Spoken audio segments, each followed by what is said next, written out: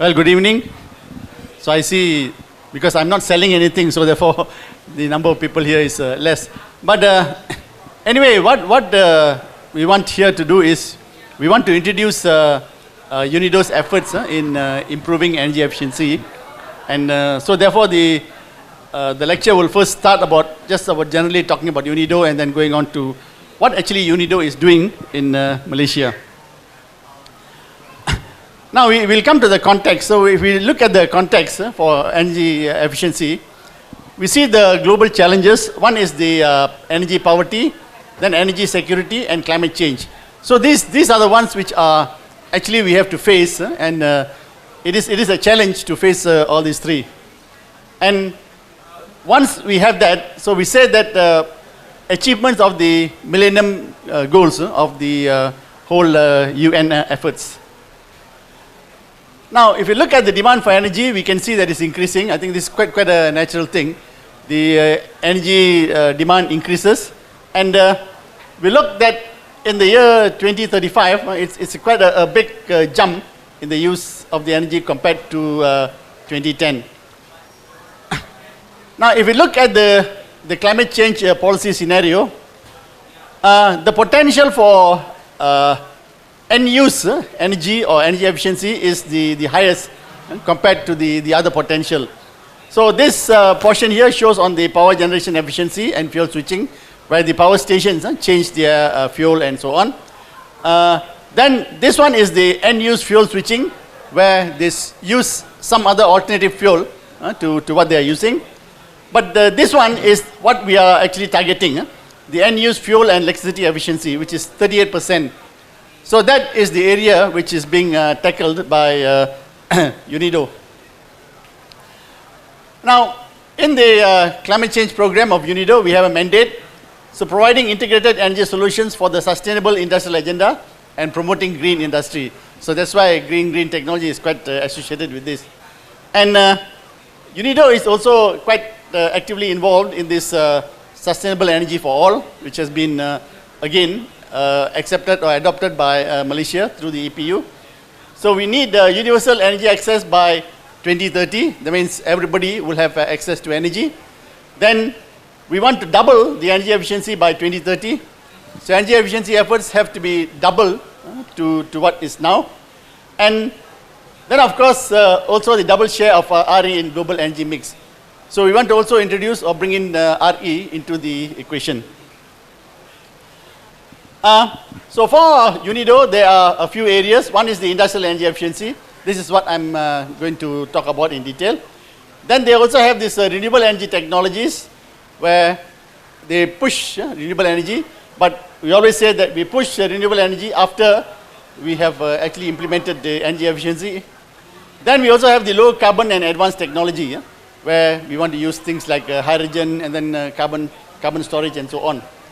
And in the services, the main services is the capacity building. I think this is what is mainly the UNIDO agenda, to train people, to build capacity, and then to have a much more learned human resource. And to support that, we have the policy and regulation. And then, of course, we have some demonstration projects to show that we are able to achieve energy efficiency, pilot projects, and as I mentioned about this sharing of information. Now, industrial energy efficiency for the Malaysian manufacturing sector. So this is what UNIDO is doing in Malaysia. And the project is actually to improve energy efficiency in the industry or in the manufacturing sector. We focus on two main areas. One is the National Energy Management Standard, then the system optimization. So National Energy Management Standard is actually one which is through what is already practiced in the country, but then we regularize it so that we go towards the international, the ISO 50001. So UNIDO is the implementing agency, and we have a MITI as the executing agency. So Secretariat is SMA Corp. Then these are the partners. We have a few components basically in this program.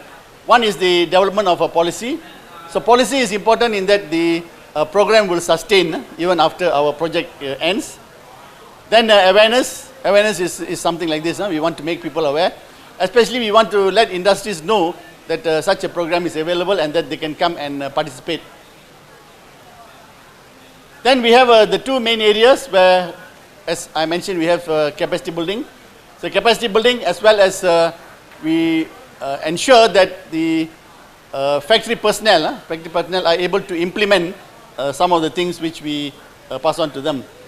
And lastly, of course, is financing, which is very important for the implementation of the project. So we find that energy management standard is a very important, very viable policy mechanism to encourage industries to use energy efficiency. And energy efficiency in industry is quite different from what is used in the commercial and the residential sectors. System optimization is one where we look at the whole system rather than components. So in the UNIDO capacity building program, we find that because of the expertise and the experience of UNIDO, we are able to transfer both the international and best practice technologies for the IEE to the local national experts. And then we also promote these two things which I talked about, the energy management system and also the implementation of EE. And then of course, because by doing that, we also encourage the service sector to participate. So that will expand the market for IEE services. And basically, we find that we can reduce the greenhouse gas emissions and ultimately increase competitiveness. Now, the approach taken by UNIDO is, firstly, is to train the trainers. That means we want to pass the information to the people so that they are able to pass it on to others. So it is developed on UNIDO experience and also national experience, and a concentrated, well-structured training program. So it is actually well structured so that it can be really understood and then captured and transmitted. And then enhance project outputs and impact, so sustainability and market transformation. And we also ensure that the program is adapted to the country project. So it is not an international thing, it's also adapted to the country as it is. Now, the other thing for a successful the trainers program is that we select the experts and professionals to be trained. Only if we have the right people can we be successful in training the people. Then the other good thing about the UNIDO program is the hands-on experience. Hands-on experience and learning by doing. I think this is very important. Many of us attend courses, but unless we really practice what we learn, we are unable to actually get the result of our training. Then we ensure technical support so that it will carry on as the time goes on. And there are tools to support the implementation. And then of course, we mentioned that it must be tailored to the country. So therefore, cultural context is important. And who are our targets? Which are the people we are looking for? One is the company's top management. We always find that in the implementation of energy efficiency, the top management is very important, and they must be the ones who actually push the program. Then the staff of the enterprise or factory or commercial building or whatever it is, and that consists of energy managers, energy system operators and other enterprise personnel. But in addition to that, we also have training to the consultants, ESCOs and other experts, so that they will be the ones who can actually train and also implement. We have three components. One is the awareness seminar, then the 2-day user training, and then the expert training. So for the awareness, we target the top management. As we said, we want the top management to buy the program so that they will then send their staff. And then we have the user training. So in the user training, we have, of course, the personnel from the enterprises. The boss attends the awareness training. He gets excited about the program, so he asks his staff to attend. And if the factory personnel attends this 2-day user training, it's actually sufficient for him to implement certain operational practices, or to improve operational practices and improve the efficiency. So this is the objective, to start, develop and implement the energy management system. And then we have the expert training. So expert training is again to get the trainers and also to get the people who are going to implement the thing in the factories. Some experts can be the ones who are already in the factory. They can also come there and then they can be trained to be experts so that they can expand their knowledge.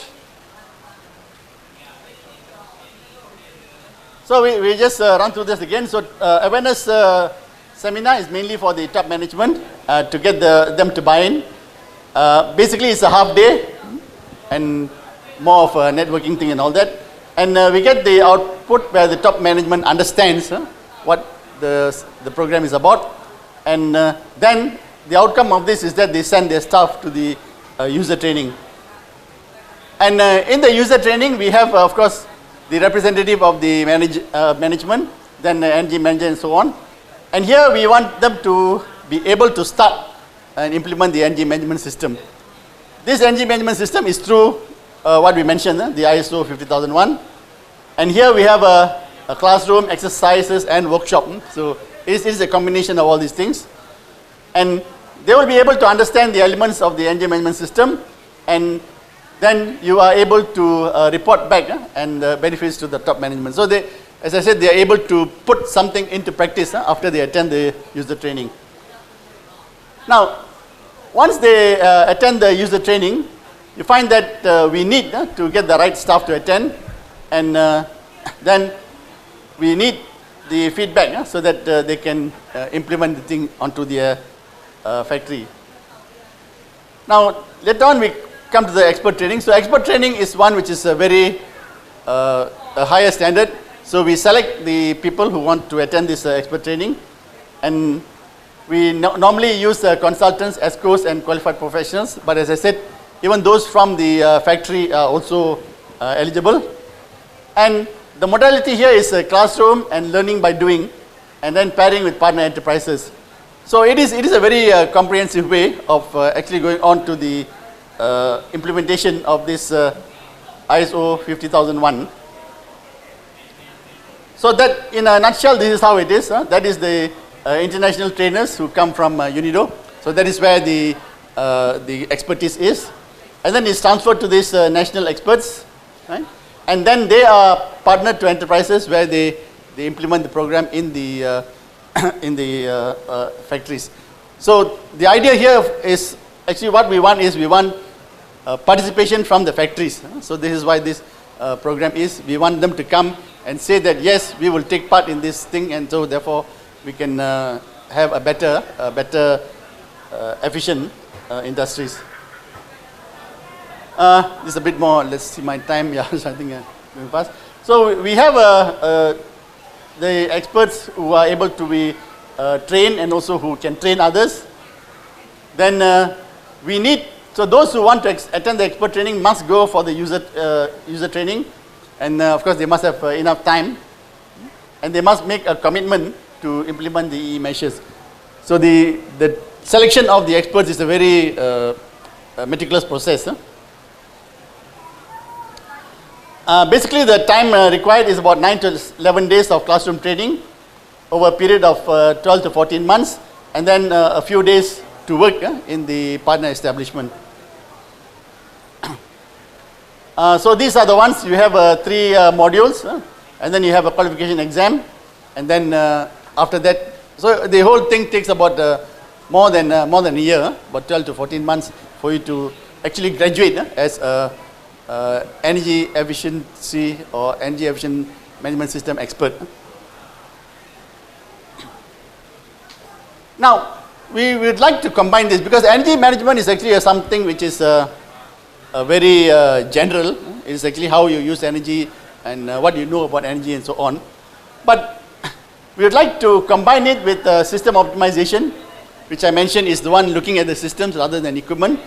And we find that because of the changes in schedule of the industrial operations, and also the whole transmission distribution systems and all, especially for steam, so therefore energy saving opportunities from systems are far greater than from individual components. And because of this, we see that efficiency gains for individual components about 4 to 5%, but through the system optimization, we can get about 20 to 30%.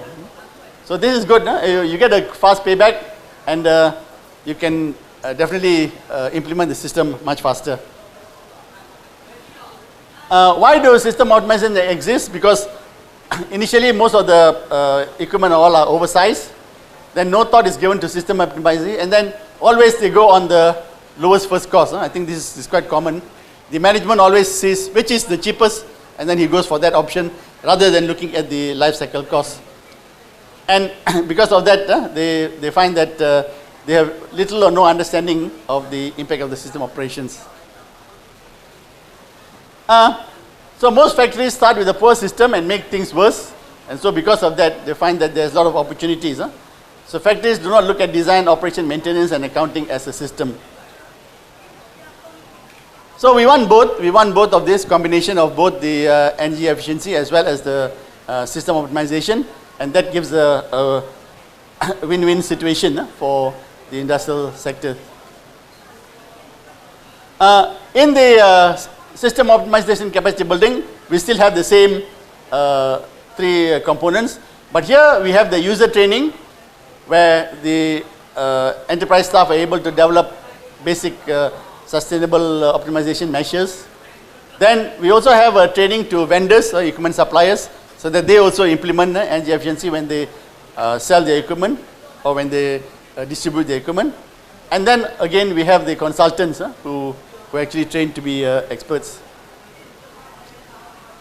Well, this one just gives the whole program in a graphical form. So you have this energy management system, the ISO 50001, where you have the 2-day user training and then the expert program.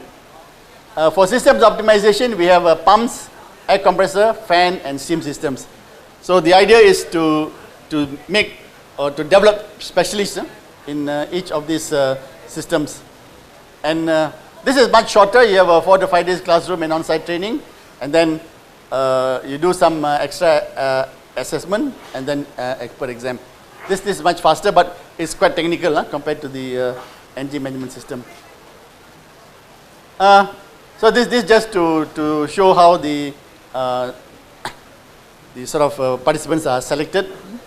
And here, for the factories and industry, we find that they have to select their own representative, their potential to host the expert program, and also the potential to host the additional assessment. So there are a lot of opportunities for factories to participate. And for consultants, of course, this is where we develop their expertise. So this is our actually very good training in energy management, where we break them up into modules, and then after they attend each module, they go and do output at the factory itself. So implement it at the factory itself. And so that's module 1, module 2, module 3, and then expert exam. So you find that this stretches right over 1 year. So basically, I think this is the idea here. What we are trying to do is we are trying to help industries. So UNIDO is actually the arm of the or a partner of the Global Environment Facility, which actually gives funds to help the country develop the industrial energy efficiency. And in this way, we will definitely make sure that the thing is implemented in toto. That means it is not just attending a course and say that you have attended the course. It's something which is really very practical. So for information, I think you can contact our website, which is www.iemms.org. And of course, you can contact me or my assistant, Kavita, and we'll be able to help out. Thank you for the presentation. I'm just curious, is there any particular industries in Malaysia that you think are most ripe to benefit from energy efficiency? Basically, this is open to all sectors, but we find that like textile, paper, wood, glass, these have more potential than the others. But actually, energy management can be practiced in all industries, big or small, all commercial buildings, and even residences, residential. So it's quite a open program. No, you see, if you are really keen and you want to become an expert, then you have to devote your time and train. So once you're an expert, then when the factories are going to implement the ISO 50001, then you'll be like a resource person to them. So you'll be registered on a particular website, and then you're in fact a resource person. And systems optimization also, you can go to the factories and advise them how to improve their system. So it's actually it's a good consultancy business.